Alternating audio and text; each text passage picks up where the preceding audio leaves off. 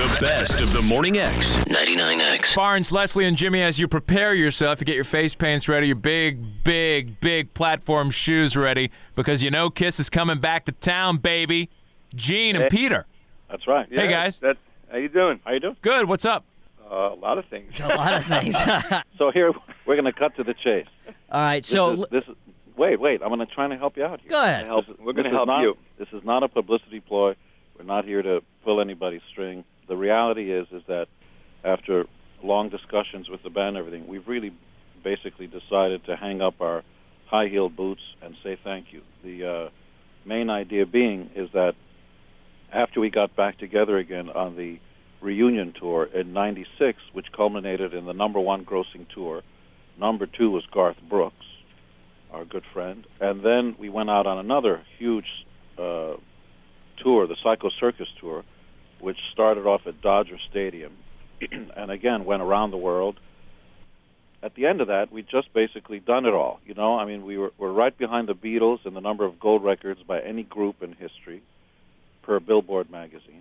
We got our Hollywood Walk of Fame. We've had belt buckles and comic books and bubble. I mean, there's just very much. We've pretty much done it all. Done it all.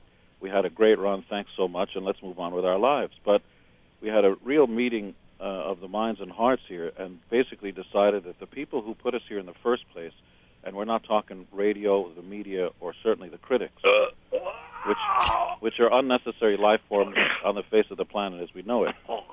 The main idea behind KISS was always about the fans. So we basically decided to go out on a farewell tour to say thank you from our hearts to the people who made all our dreams come true.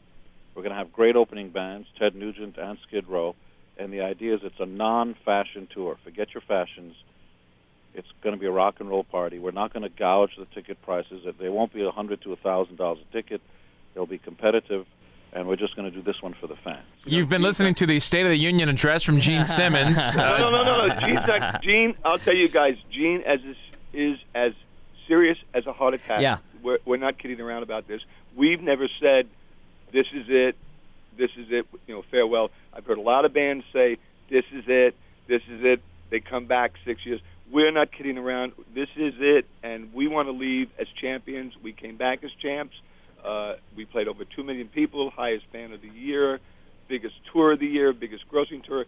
We went out, as Gene said, Psycho, and we got back. And we really said, look, at the fans put us where we are today.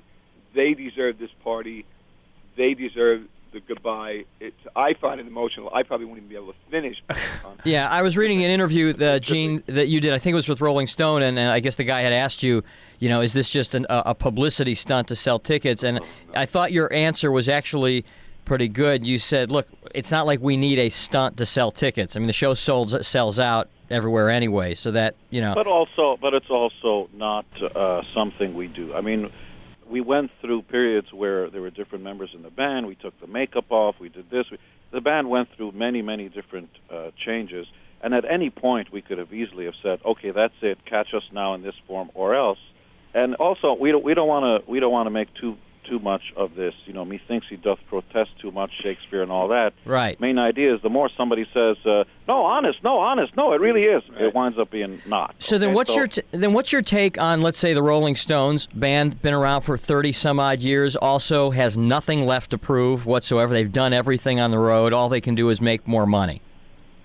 Well, I don't buy the money issue. Once you get enough money that it buys you the comforts of life. The rest is, the difference between 10 million and 100 million is, just sort of conceptual, because when you have enough money, you can buy anything you want. So let's just call it for what it is. The Stones have always been one of our favorite bands. They are they're living proof that any rule can be broken. When I was growing up, Peter and I were both like, we had this thing. It was a phrase. Don't trust anybody over 30. That's what we heard. It's like, hey, Ed, they don't know. We're the only ones that know. It was sort of this youth knows the truth. I think Bob Dylan said. That was Bob Dylan who originally said that, I believe, wasn't it? Well, okay. Yeah. So over the years, you live and you learn. This rock and roll thing is in its infancy still. It really only started in the late 50s, and so all the rules are really basically just sort of put upon us by somebody. Somebody figures out, okay, this is the rule.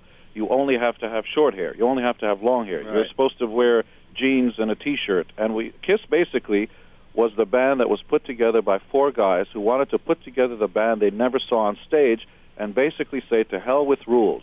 We will make our own rules. We will march to the beat of our own drums, and in this case, Peter Criss, our drummer, and basically decide our own fate.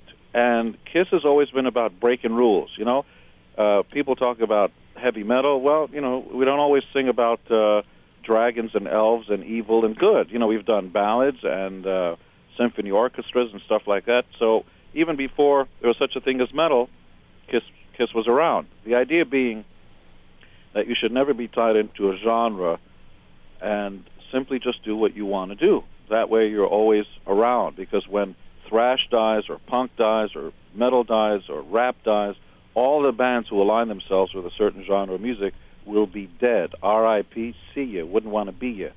Kiss has always marched to the beat of its own heart, basically. So give us a picture of what life will be like after Kiss. What are you guys going to do? Right now, this is all consuming. This is everything. I can't even think about next week. Every day, I know Gino is up at 6. This is like major, all consuming. We're like in rehearsals now. We're getting ready to go. We're in totally tour mode.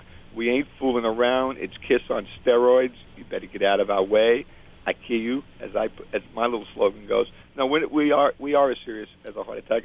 Yet it's kind of like great. I think you should leave a party early. I think guys who stay late suck. We don't want to be those guys. We want to really leave our champion fans with that, wow, those guys were the greatest. Look, I missed Elvis. I really missed him, and I'm sorry. I got to see Sinatra, thanks to Gene. He got me to see a Frank Sinatra concert. Right up close, right? Yep, right up close. Frank came up? Oh, blew my mind. Got to see Jimi Hendrix. Really got to see some greats. And I'm telling you, you miss us, you'll talk about us around some coffee and cookies, and you'll be really sorry. Did Sinatra know who you guys were? Oh, yeah. Oh, yes, come on. Who doesn't know who Kiss is? Well, I mean, there you go. Sinatra, what? Mom, dad, grandfather, everyone knows who Kiss is. I bet you could find people in their 70s. They know it's in prisons, too, and other places. Prisons, too. We're talking to Gene Simmons and Peter Criss. The good thing about having Gene on, you don't even have to talk. You just wind him up and let him go. Well, one of the best interviews. I know you guys work very hard. And I just want to give you a brief. Hey, Gene, I've always wanted to ask you, when you first started, but people know, of course, you were a school teacher before you were a professional musician. Was there a weird transition period where you were teaching school during the day and then at night you'd go out and be the wild rocker? Nylons and high heels. The what? Excuse me? Go out and put on nylons and high heels after that. When the band was, we really went through the tough times. We had a loft downtown in New York, rat infested. Literally, we had egg crates up on the walls to deaden the sound. Except, there were still pieces of eggs, the crushed eggs and stuff. We got them for free from the.